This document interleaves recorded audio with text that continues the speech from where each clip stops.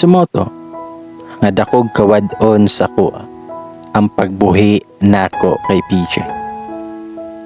Ang mumata sa buntag na wala na'y greetings gikaniya. Ang wala na'y mag-send sa kuha og picture sa pagkaon o sa siya mukaon. Ang wala na niya pagbisita sa balay. Ang wala na'y tawag matag karon og unya. Ang wala na'y magtawag og bow sa kuha. Tanan-tanan nga nakasanayan na ako nga naasi. Nawala na. Ang kinabuhi na wala na'y PJ mao ang new normal para nako.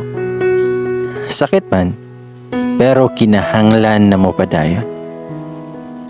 Halos 2 ka bulan pod kong wala nagpuyo sa balay. Bisan asa ko naabot og lag-lag. Ang kwarta na share unta nako sa gastos sa kasal. Mao ko ang gigamit pag lag-lag og taman. Hangtod sa napulan ako og nakadesisyon ko na mobalik sa abroad. Una-una nako kay mas maayo pa ang mopalayo para mas dali kong makalimot. Gikontak nako ang dating agency og timing pod na daghan sila og bakante. Maong dali ra ko nakakuha og slot. So nang adlaw nga process nako, gidimalas ko og taman kay nawala ang akuang isa ka pitaka. Na didto ang uban sa mga importante kayo na ko na ID. Maayo na lang gani kay dili ang isa ka pitaka nga nay ATM cards o cash. Pagkaugma ni adto din ko sa opisina kung diin makakuha og bagong ID. Pero gipangayuan ko nila og affidavit of loss. Hasol kay jud pero unsaon taman. Gitawagan lang nako ang isa nako ka amigo nga batch pod nako pag elementary ug high school. Kay sure ko nga naa siya sa dakbayan. Siya si Ken. Ingon ko niya nga send help. Mitubag siya. Naunsa ka? Asa man ka? Nako diri sa dakbayan. Rescue ha ko be. Mitubag siya. Pagtarong ba? Naunsa man ka? Ihatag imuhang location. Nagkatawan ako siya ha. Pero medyo ni maduulan si Ken sa oras ng kagipitan. Trip lang nako na siya ang tawagan kay nakagraduate man ni siya og law. Pero wala pa lang nakapasar sa bar exam. Since legal matters ang affidavit of loss, basin matabangan ko niya.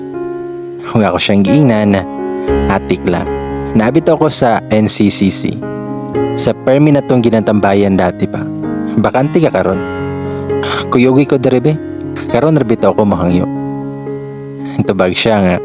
Buang jud ko ba? Nakuyaw-kuyawan bi ako. Sige, hulat ako dara. Wala ray 30 minutes na abot na siya. Layo pa lang gatingsi na siya og diretso nga nihag. Human gipislit ako ang aping. Ingani na dyan siya sa kuha. Sukad pa lang. Denungutan na siya sa kuha. Nasaag ka? Tubag ko nga. Gimingaw ko nimo. Then may katawa ko gayo. Then may tubag siya nga yate ra. Bitaw, condolences. Tubag ko nga salamat.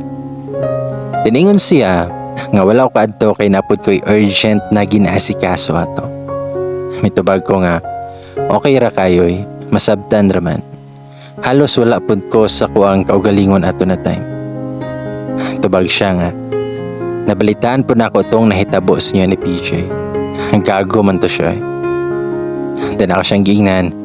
Kung saan taman, nisimang man siya. Iyaharap po to. Then na siya na ako. Unya, kumusta naman ka? Nitubag ko while smile. Nga okay naman ko. Then iana siya nga.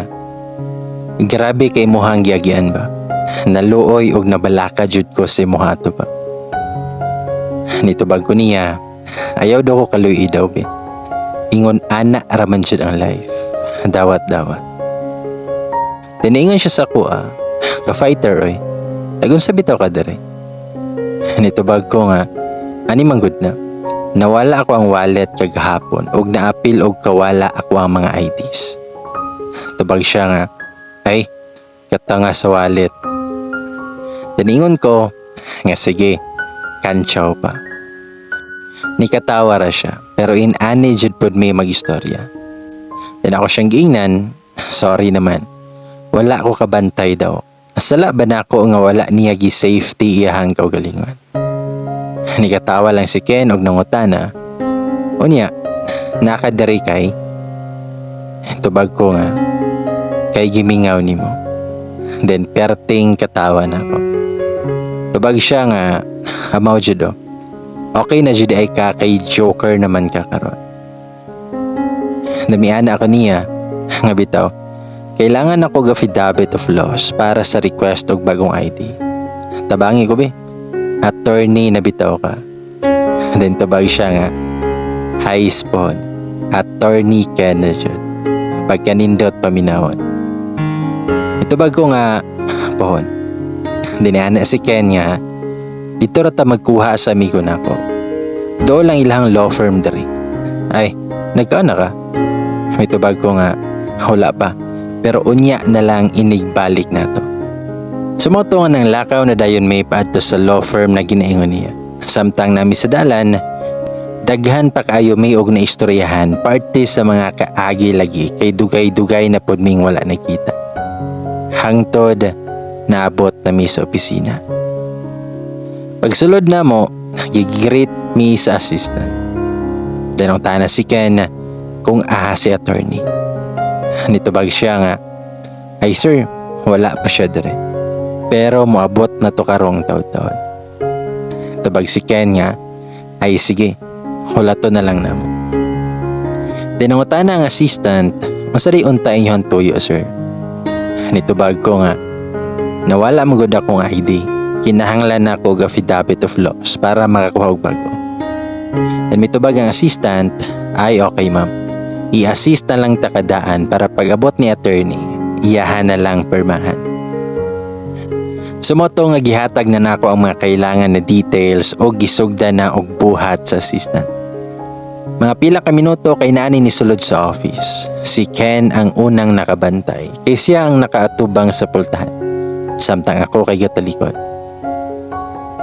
Sumoto nga nitindog na dayon si Ken og nisugat sa lalaki. Gisundan po dayon ako siya og tanaw. Paglingi sa lalaki sa kuha, nga surprise ming duha. Mingon si attorney, nga hay. Mitubag pukog hay. Nibuhi siya kay Ken og ni-offer og kamot sa kuha para shake hands. Gidawat rapod na ako. Then mingon si attorney nga, good to see you again. Mitubag pud ko nga, same here. Then nag-smile. Medyo na-shock si Ken maong nangutana siya. So magkaila mo. Pareho ming nahilom ni attorney og nagtinanaway. Kakataw-unon na kayo ko sa reaction ni Ken. Then itubag si attorney nga nag-smile nga, sort of. Then nangunot ang agtang ni Ken while nangutana, nga sort of. Then miingon ko nga, basta, taas kaayo na istorya. Then mingon si Ken, nga excited pa man ko nga ipila-ila mundo. Unya magkaila na day mo. Then mingon si attorney, nga nagkita na may months ago. Julian, di ba? Grabing katawa ni Ken pagkadungog sa Julian nga name. Nakalimot ko nga Julian man dayto akong gigamit pagpaila siya. Sumoto nga ni kunot ng agtang ni attorney kay natingala siya sa reaction ni Ken. Dinanungog si Ken sa kuha, Julian di ay. Dahil nangutana si attorney, nga Julian man to imuhang giingon di ba? Mitubag ra ko, sorry. Dahil niingon si Ken while nagkatawa, ipaila-ila sa tamobe. Darrell, meet Aryan. She's a registered nurse. O classmate na ako sa grade school o high school.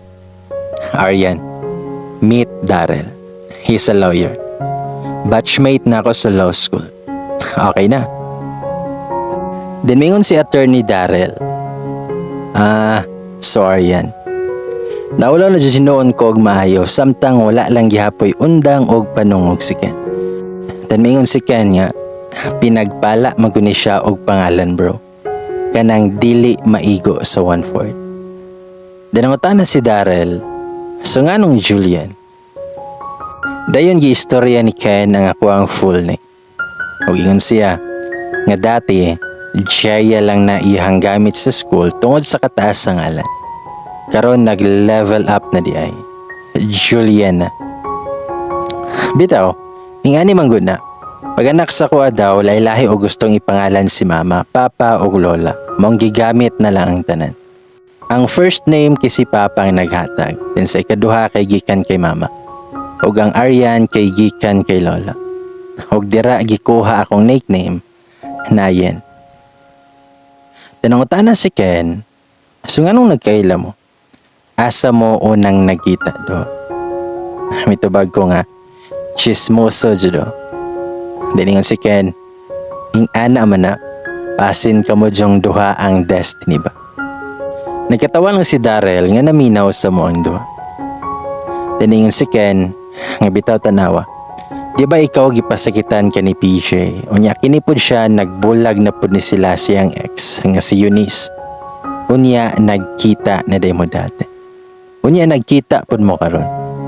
Unya parehas gihapon mo nga single. Halahi na jud ni. Medyo naulaw na jud ko akong gignan si Ken. Nga wa jud kay plano mo undang. Dan miingon pa jud si Ken nga, "Hoy, Aryan, dili ka lugi ani. One take lang ni sa bar exam. Pasar dayon. Unya ang apelyido, dili ba familiar? Anak og SB member ni. Highly recommended ko ni para si mo. Asa ra to si PJ?" Then gisundan ako og tan-aw ang gipresentar ni Ken nga office nameplate ni Darren. Then miana si Ken nga dili jud ni kamahayan akong amigo Aryan. Ang gwapo na, bright pa jud. Hayag kay mong future ani. Ang iyang facial expression niya kanang mura og sales boy sa palengke nga tig-convince na papaliton ka silang baliya kay gwapo og quality og dili kamahayan. Wala na lang ko ni tingog, gasige na lang og katawa si Darrell og iyang assistant nga naminaw kay Ken. Sungugan kay ni siya sukad pa sa una og lupig pay babae siyang baba. Sumoto nga gipahibalo na namo kay Darrell ang amang tuyo dito. Og kay na-prepare naman siyang assistant na ng affidavit. Iyahan na lang gi-review ang details og kapila pa dyan niya gibalik-balik og ingon na ang Julian nga name. Gituyok pa pud nako ako ang pananaw sa tibok office ni Darren. Wala jud nako nabantayan ang iyang ngalan pagsulod nako. Si kinsa ba ang magdahob na sa ingon ato na paagi, mag-abot og balik among dalan. Sumoto nga gihatag ni Darrell ang affidavit sa kuha pag humaniya og perma. Wala na niya pabayari. Hayahay kay ko kay na libre pa hinuon ko. Dahil nikuyog na siya sa mua pag human. Kay mangaon daw mi sa gawas. Pero naa pa lang mi sa dalan na naninawag kay Ken maong gikinahanglan na niya ang Malakaw. Ningon pa na siya kay Darrell og ampingin na si Aryan bro ha. Isalig ko na siya sa mua. Og dako kay iyang ngisi nga nilakaw. Sa moto nga pag-abot na mo sa mall, nilargo na mi sa food court og nag-order na dayon og pagkaon. Then nangumusta si Darrell nako. Mitubag ko nga okay ra ko. Ikaw ba? Mitubag po siya nga okay na po. Gapagabisi mi og kaon samtang nakiramdam mi sa usa. Then ako siyang giingnan. Nga sorry di ay kung nilakaw kung walay panangid si Moha dito sa resort. Nagka-emergency manggod sa balay. Tubag siya nga, halagi, natingala jud ko pagkabuntag ba na nawala naman ka. Tubag ko niya, buntag sayo kay ko nila ka oy, kay nagpahibalo sila, nga na hospital ako ang lola. Then mingon siya nga, mo di ay, unya, kumusta naman ni mo ang lola? Mitubag ko nga, wala na siya. Dahil nag-ingon siya sorry. So mo itong i-share na ako kay Darrell ang mga nahitabo except sa about sa mo ni PJ. Nakiramay si Darrell sa pagwala sa kong lola og nag-sorry siya nga napangutana pa niya ang nahitabo. Wala na kami nagdugay dito sa mall kay layo pa baya ako ang ulian. Gipangayo ni Darrell akong number dayon gisuwayan niya og tawag para makuha po na ako iyang number. Og nag-iyahay mi og save to. Human ako nakapasalamat sa tanan na nahid ako muli. Samtang naa ako sa sakyanan, wala jud ko katuo sa nahitabo. na nagtagbo pa og balik among dala ni Darren. Pero wala lang sa ako nag-overthink ato na time, kay basin unya og sinaara na pod siya sa lain. Magsakit-sakit lang unya ko sa kundughan. Narealize pod nako nga sa kinabuhi nato, walay insaktong timeline kung hangtod kanusa ka dapat mag-grieve sa imong kagahapon. Ug kanusa lang ka dapat mag-move on. It's a choice to make. It is a road to take. Kung imuhang timbangon ang sitwasyon, kung wala na'y ikahatag na kamayuhan sa imong kinabuhi ang kagahapon, pilia ang mupadayon. Move forward, because life is not meant to be traveled backwards. Sumoto, nga pag-abot ko sa balay, nakita na ko ang message ni Darrell na. Ingon siya nga, message me kung makaabot na ka. Amping. Na-reply pod ko, home now. Ingon siya, nga great. Rest sa. Tipid pa kayo ang mga text ni Darrell. Gikapoy pod ko sa biyahe, maong nipahuway sa jud ko sa sala. Kapoy pero wala ako katulog. Kay naaras akong unahuna ang mga nahitabo sa adlawan. Life-changing para sa kuha ang pagkita namo ni Darren. Nausab ang panglantaw nako para sa kuang kinabuhi. Abogado dahil siya. Taas siya og naeskwelahan ug mao ang nakahatag og kadasig sa ko na makakabot pa og taas na edukasyon. Sa tinuod lang, sa napa ko sa sulod silang opisina, nasa kong utok ang daghang what ifs. What if mahimong ingon ato pod ako ang kinabuhi? Nga na ako'y kaugalingon na klinik, na'y assistant, na'y office nameplate nga nagsugod sa doktor. Og nasulod sa kong unahuna, na what if ipadayon nako ako ang pangandoy na mahimong doktor? Sukad pagkabata pa nako, mao na ako ang perming tubag kada naay mangutana sa kuha kung unsa ako ang gusto ining tako. Suportado pod ko sa akong mga kinikanan og samot na si Lola. Ang mahimong doktor na jud unta ang naset nako na long-term goal sa kuang kinabuhi. Sa high school pa lang pod ko, naistoryahan pa namo na tanan sa balay kay naa manggoy duha ka option. Fast track o slow or standard track para makabot ang dream nga Doctor of Medicine na degree. Ang kalian manggod ki sa fast track, pwede nimo makuha ang MD degree sa sulod lang sa 6 to 7 years. Pero ang mga dagkong eskwelahan lang pod ang offer ana nga pamaagi. Samantalang sa standard track, morning mo kompleto ka og bachelor's degree usa mosulod sa medical school.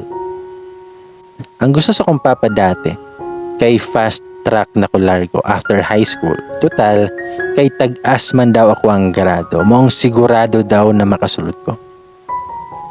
Pero nibabag na ako mama og lola, kay mag-bachelor degree na lang sa alagi daw ko.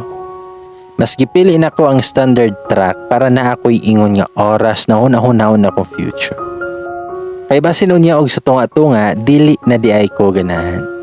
Mong nag-take ko og pre-med course na BS Nursing para mas ma-prepare ko sa mga challenges sa medical school o sa internship.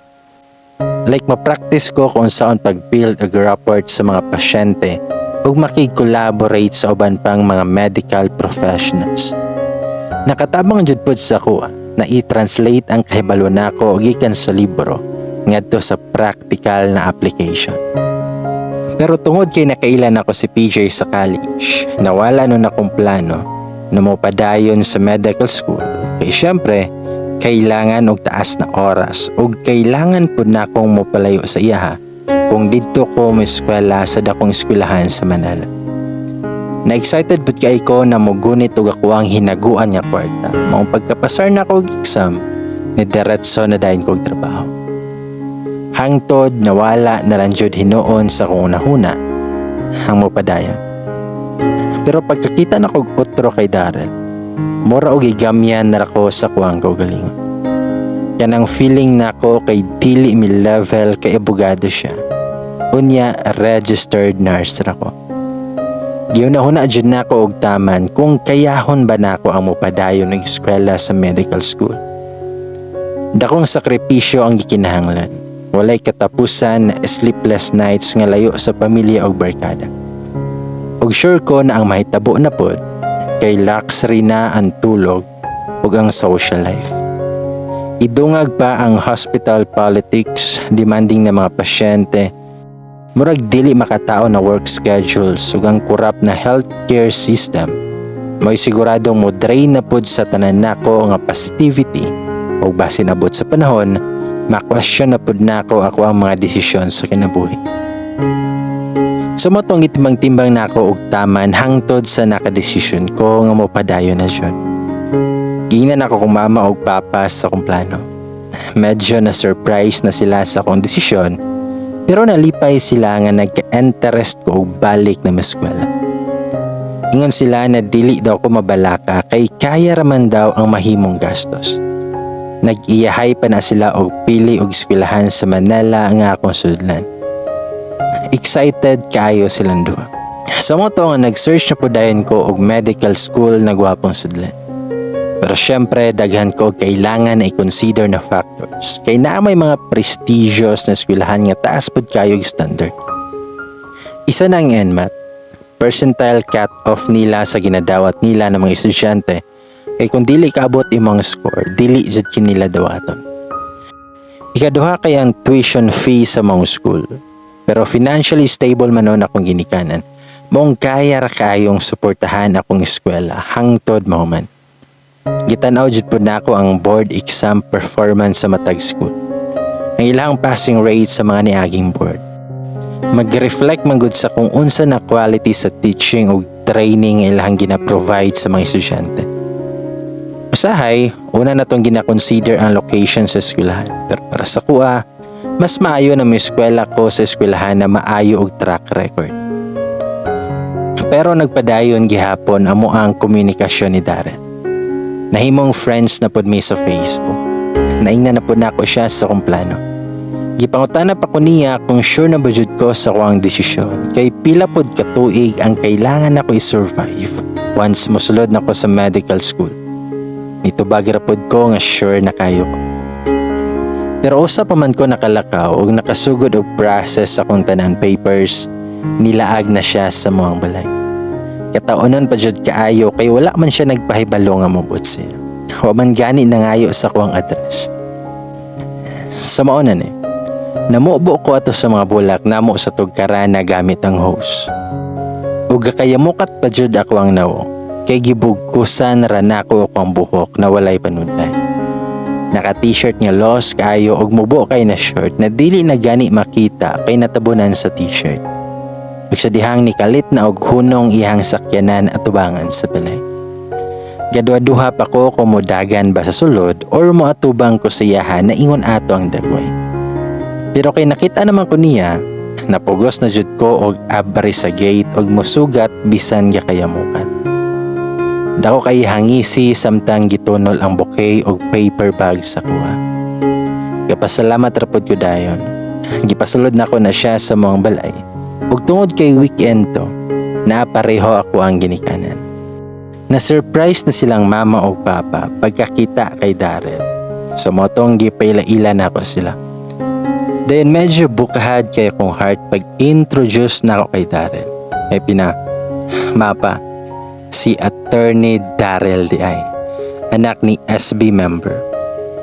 Mura jud og ambak-ambak ako ang heart sa sulod sa akong dughan kay syempre, abogado na gud na unya gikan pa jud sa well-known nga apelyado. Proud na kay ko daw. Ang nawong gud ni mama kay mura og dili katuo og naihalong panungog na nagtan-aw sa ko. Siyang tinan-awan pa lang mabasa na nako nga asa ka nakabingwit ani nga reaksyon. Kita pod sa reaksyon ni Papa na believe siya kay Darrell kay lagi kabalo siya nga dili basta-basta ang mahimong abogado. Kay abogado man pud siya. Gibilin pa nako sila si Darrell kay nanlimpyo pa ko sa kuang dagway nga presentable ko nga matubang niya. Sure jud ko na igisa nila si Darrell ug mapuno jud siya og pangutana. Pero kay abogado man siya, bahala na siyang ipagtanggol iyahang kaugalingon. Og nilargo nako sa kuang kwarto. Galangay-langay pa ko og andam sa kuang suoton. Sanaan ako sa shower, dito lang nako na-realize na what if mutugan si Darrell kung sa unsa nga way may unang nakita. Patay na jud ko. Sa way pagdugay-dugay, kakabad-kabad ko og human og ligo og nag-ilis. Human gawas na sa kwarto para mapugnan siya. Nabtan ako sila nga gasigir og pangatawa ni Papa nga gi-reminisce sa ilang tagsa-tagsa na kaagi sa law school. Morog nakalman akong heart ato na time. Giingna na si Darrell ni Mama nga dito na lang maniudto sa balay. Gitawag po ko ni Mama o gipatabang ko og andam sa kusina. Pero kabalo na ko sa tuyo ni Mama ang magsukit-sukit parte sa istorya na mo ni Darrell. Pili kaya ko ang magipangbuhian na words para dili mabuking sa pangit na ako nga binuhatan dito sa resort. Mura pa daw nibalik si Mama sa pagka-teenager nga naminaw sa kuha while nag-share. Ingon si Mama na happy daw siya kay naka-get over na daw ko kay PJ. Dito lang na ako na-realize nga tama di ay. Naka-move on na jud ko kay PJ ug nawala naman day siya sa kuang sistema. Hapsay ra kay ko sa kong paminaw ang makita silang Papa nga gi-welcome og tarong si Darrell sa balay. Sa unang higayon, nakauban na mo na siya sa paniudto. Og lingaw rapod kay si Papa nga bida permanente sa istorya. Pag human og kaon gihatagan nami og panahon nilang Papa nga magstorya. Maski pili na ako nga sa likod sa balay magtambay para dili kayo agaw pansin sa mga silingan. Naman po'y backyard garden ang mga balay. Nailingkuranan og lamesa. Ug napoy duyan maong komportable ra kay mi dito. Sa moto nga personal nako nga istorya og usab kay Darrell akong plano sa medical school. Kung ano sa ako mulakaw sa balay ug kung asa ako ang gusto nga eskwelahan. Halos gi-share na ko tanan nga plano ug ingon siya nga naara daw siya nga mosuporta sa kuha. Ug dili daw ko magduduha og ingon siya kung manginahanglan ko og tabang. Naingon pud siya nga bubisita ra siya sa kuha sa Manila pohon ug naan ako dito. Sa moto nga pagkahapon ni uli radayon na si Darrell. Nakuha na ako ang approval nilang Mama o Papa para kay Darrell. Malipayon sila para sa kuha kay saksi man sila sa kuang kasakit nga giagyan. Human atong pagbisita ni Darrell sa balay. Gapadayon gihapon ang mga kontak. Permi na siyang mangumusta kada gabi. Moingon na siya sa kuha nga i-chat ko kung bakante ka. Pero halos kada gabi imi nagahinog oras na magtawagay. Pinakauna ko nga ga-focus kay sa examination. Kay usa ka ma-enroll sa bisan asa na medical school, kinahanglan nimo nga mo take og ipasar ang National Medical Admission Test or NMAT. Aptitude exam ni siya nga mosukod kung unsa ka ready na i-handle ang academic demand sa medical school. Unya kay kaduha lang man sa isa ka tuig ni nga paisa. Gihulatan pa jud nako kung kanus-a ang schedule nga gina-administered sa CEM or Center for Educational Measurement Incorporated. Grabing kulbato na exam kay pila na ba ako katuig nga nabiya sa eskwelahan. Unya given na pa jud na ang gusto nako nga school kay taas kayo og percentile cut-off. Pero gikaluy-an man pud noon sa Ginoo kay na-surpass nako ang ilahang cut-off.